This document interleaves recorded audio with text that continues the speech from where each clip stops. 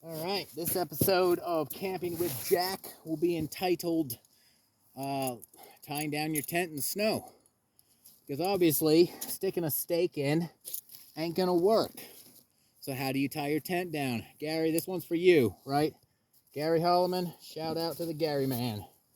So, how do you tie it down? It's called a dead guy line. And I believe, I originally thought it was called dead guy because somebody tied off to someone frozen in, I don't know, on Everest and used that to tie him off. In fact, these lines are called guy lines. Not sure why. I will find out more information. But in order to, and then of course, dead guy being like sideways, dead in the ground. So how do you tie your tent down? Use your hands.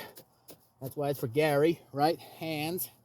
You put the rope around the line, the guy around the dead. You bury it. Then you cover it with fresh snow. And I assure you, it's a pain in the ass to pull out. Like an absolute pain in the ass. There is no better way of saying that. It's a pain in the ass to pull out.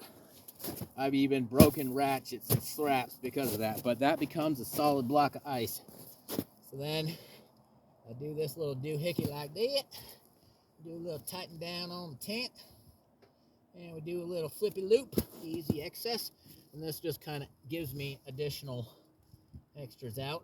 But the reason for this is because the snowshoe people I chatted to that were walking the lake said that there's a storm a-coming. So I'd rather my tent not blow back and forth. These lines also provide additional space as they pull the tent out from themselves. So here's your lesson on how to secure your tent in the snow, because I have, actually here's a good example. I have certainly tried doing it like this, where you just stake it out, and in this case it worked. I got snow stakes, they got holes in them, snow gets through them, turns to ice, boom, snow stake. But in any case, the guy line works very nicely. Dead guy line, make a hole, plant it down.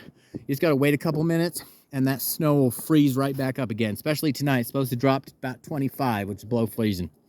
All right, well, gonna keep securing our tent, making our vestibule a little bigger, and then we're just gonna hunker down because it's gonna get a little chilly. All right, see you guys later.